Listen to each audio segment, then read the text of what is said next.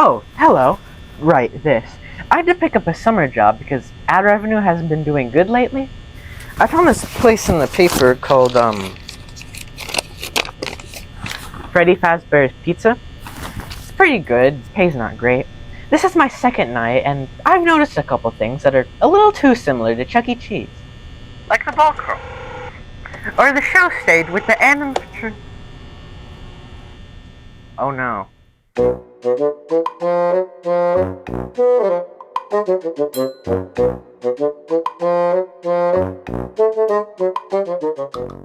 If you somehow don't know about one or either of these characters, first of all, why did you click on this video? Second of all, on May 17th, 1977, the first Chuck E. Cheese opened in San Jose, California by Nolan Bushnell. What is a Chuck E. Cheese, you may be asking? Well, Chuck E. Cheese, or Chuck E. Cheese Pizza Time Theater, is basically an arcade that housed audio animatronics, like the ones at Disneyland or Spirit Halloween.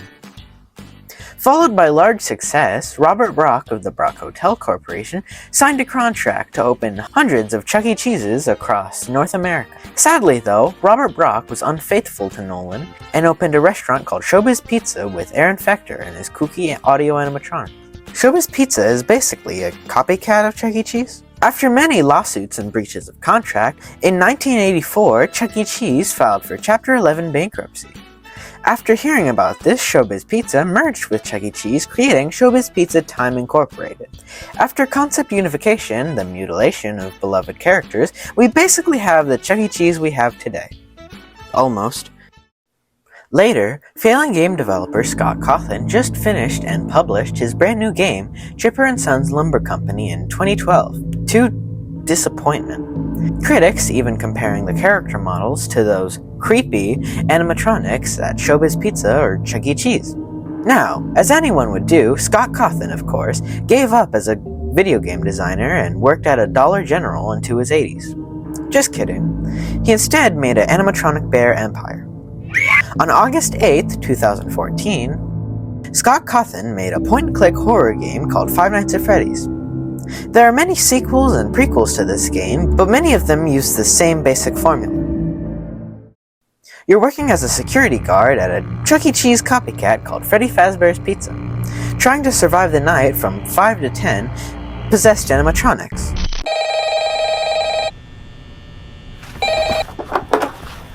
Hello? Hello. If you're reading this, then you've already signed the contract, meaning that if you leave or quit, Fazbear Entertainment will sue you on grounds of breach of contract. What? It didn't say anything about that in the contract. What are you talking about?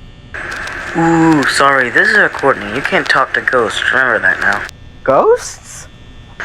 Anyway, make sure you after your shift, you look for my bones in the back. Your bones? What? Green. No. Purple. Well, have a good night, and I'll see you on the flip side. Okay, bye.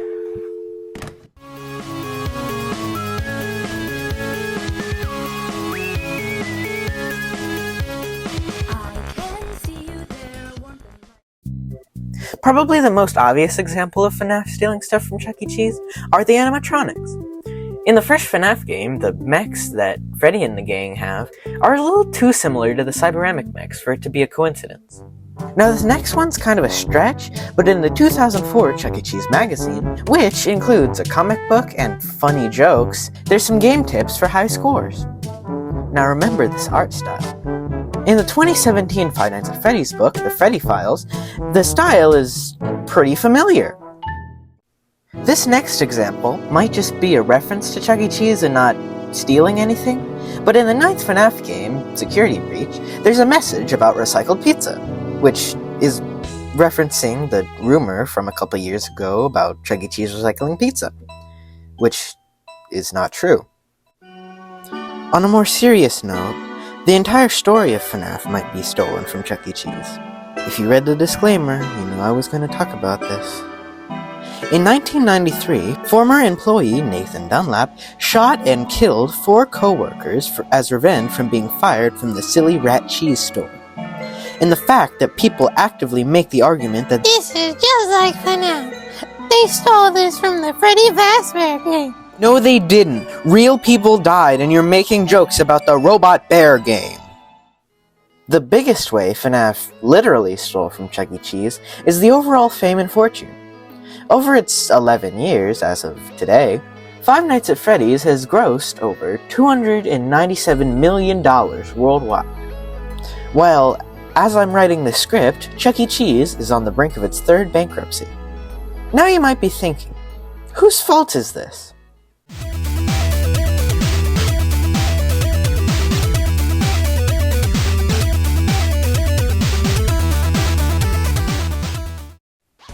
Obviously, the answer to the question of whose fault it is that FNaF ruined Chuck E. Cheese is Scott Cawthon, the creator of Five Nights at Freddy's. Or is it? Popular YouTuber Matthew Patrick of The Game Theorist made a game theory about FNaF. The first one, in fact.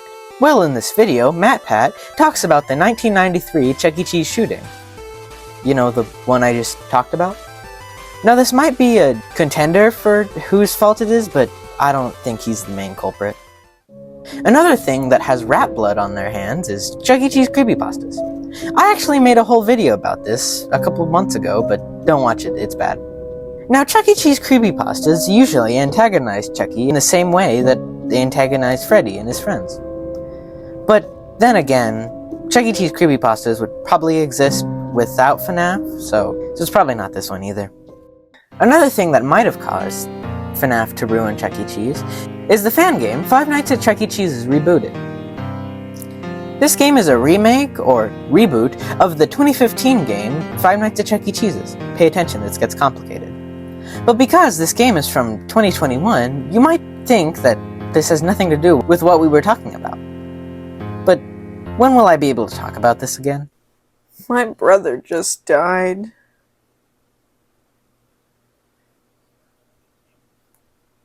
Released on July 4th, 2021, Radiant's team, the people that brought you Five Nights at Treasure Island, gave new life to one of the most nostalgic FNaF fan games, for me at least. This game is basically just the first FNaF game, but with the Pizza Time players instead of the Faz gang. Overall, this is a pretty good game and you should play it. It should be in the link in the description. Now, the person or people that I think is the definitive reason why FNaF ruined Chuck E. Cheese is CEC Entertainment. Did somebody say cheese? Cheese! Say kabam, say look out, say look at me go. It's always just your size, don't ask why, me. CEC Entertainment? But isn't that the same company that blocks people on social media if they even mention FNaF? Isn't that the same CEC Entertainment that forces their employees to refuse the existence of Five Nights at Freddy's when working? Well, yes. Showbiz Pizza Time Incorporated, or CEC Entertainment as they're known now, is at fault for FNaF ruining Chuck E. Cheese. For a couple of reasons. On October 31st, 2018, the Chuck E. Cheese YouTube channel released Halloween at the Pizza Time Theater. This is basically like a FNaF parody. They did a Stranger Things one the next year, so yeah, it's not that weird. In this video, Pasquale sends Chucky to the abandoned Pizza Time Theater. I'm pretty sure I left it at the old Pizza Time Theater in the creepy haunted woods. You remember the one.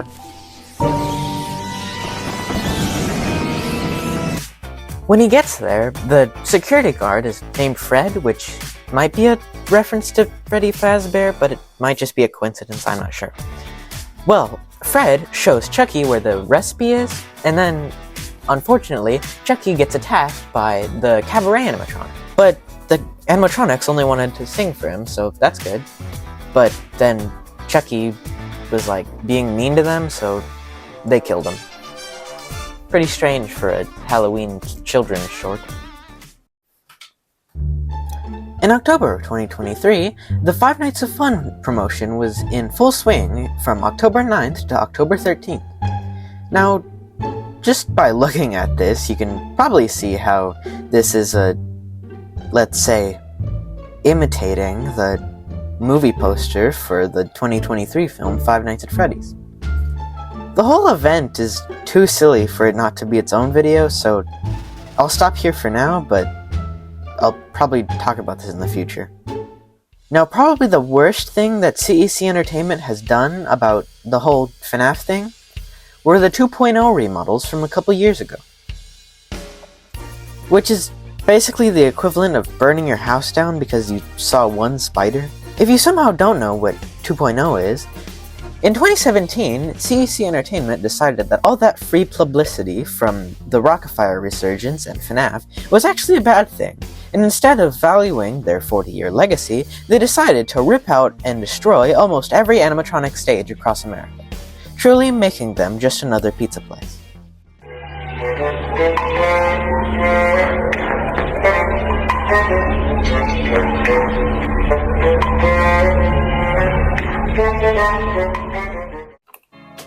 In conclusion, FNaF basically ruined Chuck E. Cheese by stealing from it, and it was CEC Entertainment's fault for FNaF stealing it in the first place. So, yeah. Happy 11th anniversary Five Nights at Freddy's. Sorry that this video and last video were kinda Debbie Downers. Hopefully next video will be a little happier.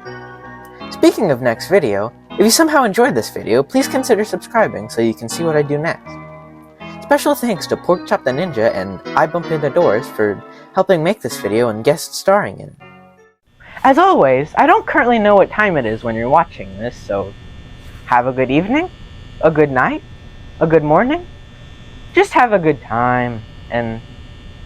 Oh no, the power went out! Ah!